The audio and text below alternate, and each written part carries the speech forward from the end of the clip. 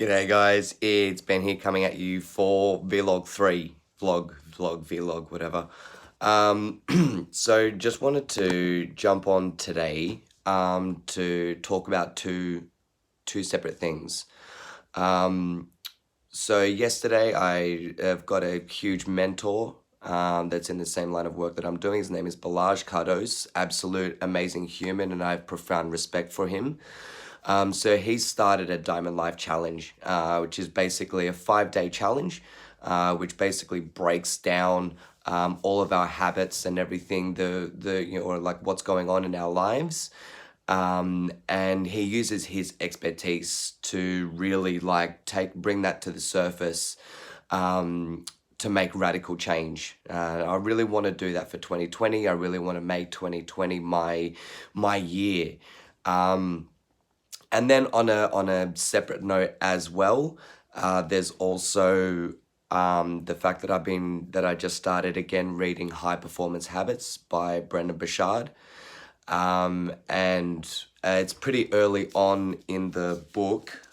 If you have it, happy days. If you don't, I can get in touch with Brendon, I think on Instagram or something. You just have to pay shipping and you get the book anyway. But it was just on page 27 there. It just says there's 2 things that you can do today to really start making radical change.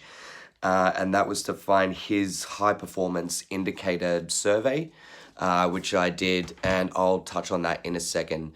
But as far as Balazs's Diamond Life Challenge goes, so we're up to day 2 today.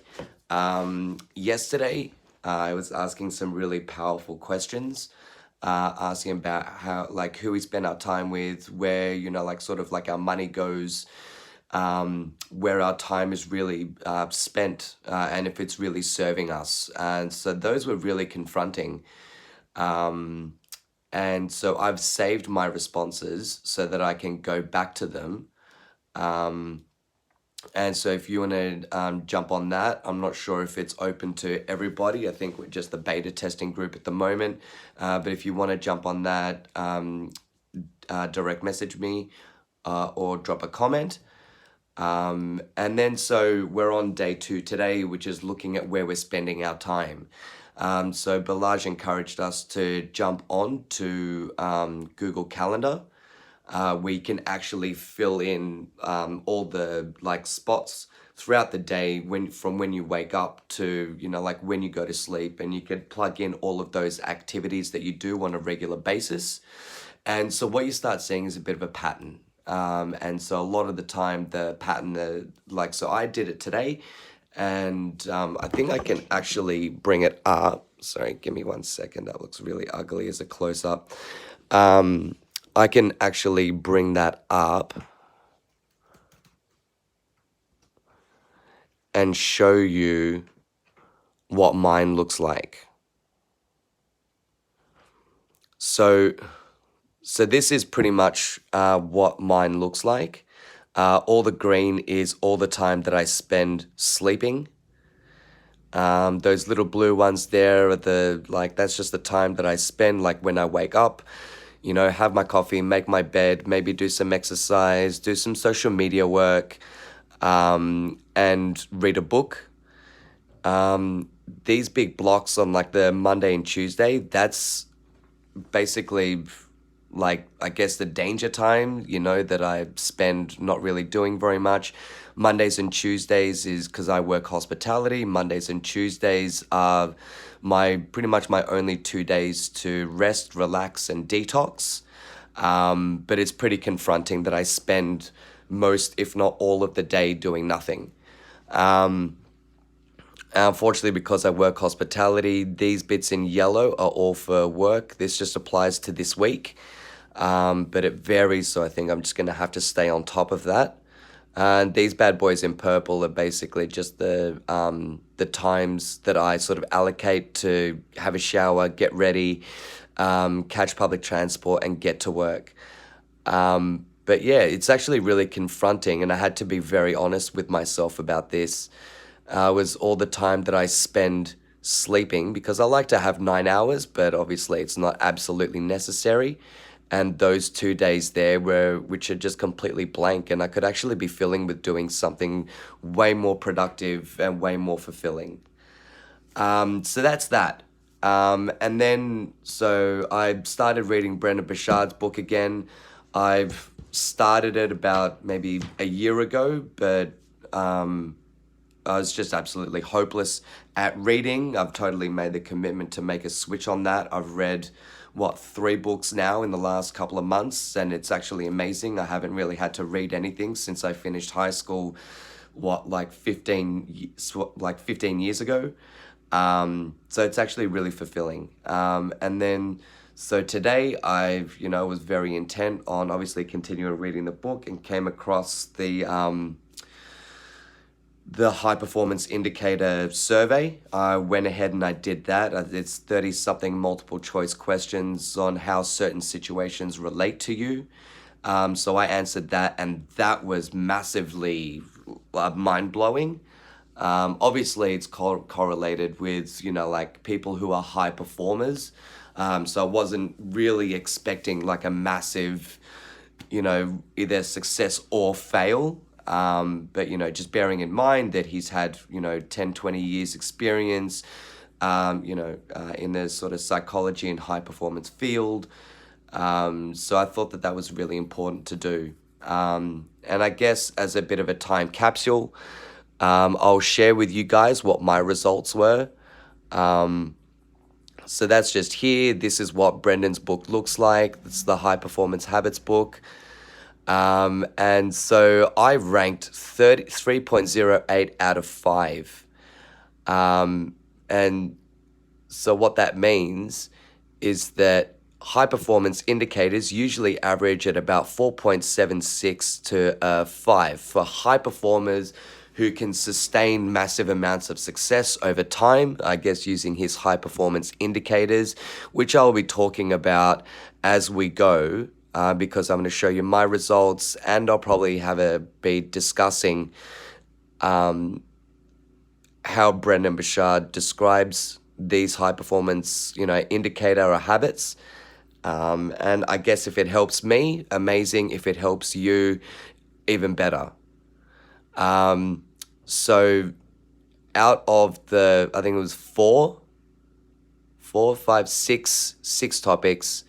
So here are my scores. So my clarity was 2.3, which is pretty terrible. So basically, improving this area gives you greater confidence in who you are and which decisions are right for you at this stage of your life. Saying my energy is 3.8, which if that score seems too far away from 5, then it's time to start some new daily practices that can help you improve your mental, emotional, physical vibrancy. Necessity was 3.5, measures my level of emotional commitment you feel to showing up each day as your best. So there's radical change that needs to happen there. Productivity was 2.83. Maybe it's time to minimize distractions and start some new habits to master your time management and product planning. Does that sound familiar? If I'm spending so much time on distractions, spending so much time on Netflix, to wind down, chill out on those days that I have off, I need to find something to get real work done and to reach out to those who are needing a reply forms, stay in the offense and not in reaction in that first 60 minutes of the day to win more days. Influence, definitely not lying. 2.5 is it sounds about pretty right. There's a lot of work that needs to be done there. But the way that Brendon Burchard explained this part is that when we can't get people to believe in us, support us, buy from us, or take actions we suggest, then it's hard to ever get ahead. Fact is, some of you may never even see this video, but I'm going to make a massive effort in my productivity, in my necessity, and in my energy to really push the work that I'm doing these days to really reach more people and hopefully help more people. My courage, 3 out of 5, 3.5. the way this portion is written out is, do the people around you truly know who you are, what you dream of, and what you need? Are you living your truth, taking risks, and putting yourself out there? It's definitely a work in progress. As some of you may see or never see in the previous vlogs that I've done, I talk a lot about my family, and the kind of history and where we come from. My family, especially my mum and my dad, more specifically my mum, who are very old school, very traditional beliefs: go to school, get a job, buy a house, very employee mindset, keep your head down, stay in your lane, and it's all about a sense of security. As I've explained, in the previous vlogs, I don't think I'll ever be enough for my mum because I've always been a dark horse. I've never stayed in my lane. Although with others, I might speak up about what I believe, what I feel strongly about. I don't know whether you'd call it, being scared of my mum, or whether it's just the fact that keeping the peace seems like the only, real option. But I've never really spoken my mind to my mum. Personally to me, she's just been like one of the most cynical, negative people that I've ever met in my life. I don't feel as though, personally, I don't feel that I've ever really been encouraged to do my best, to be my best. So I think that's negatively impacted who I am, and where I am. But, I'm always trying to take the steps forward to grow beyond that. But, it's a long process. It's a very hard process. And if anybody else out there is in a similar situation, you are definitely not alone. My sister, who has 12 years on me, it's taken her pretty much that amount of time to distance herself from family so that she can really live her life completely fully and express herself fully. She does a lot of work on Facebook to help people to really step out of, that sort of comfort zone, or that zone that's kind of had them, contained for years, which seems perfectly normal. But yeah, so that's pretty much it for where we're at today. Stay tuned for tomorrow. Going to continue day 3 with Balazs Diamond Life.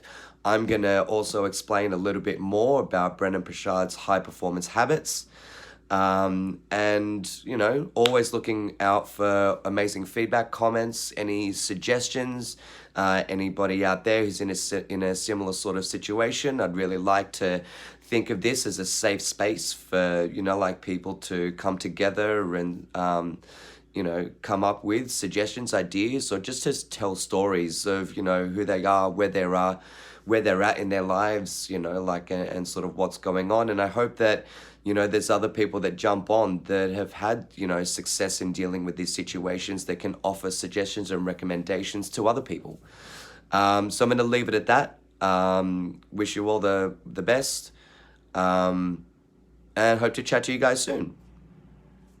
I guess that's it. No worries. Bye for now.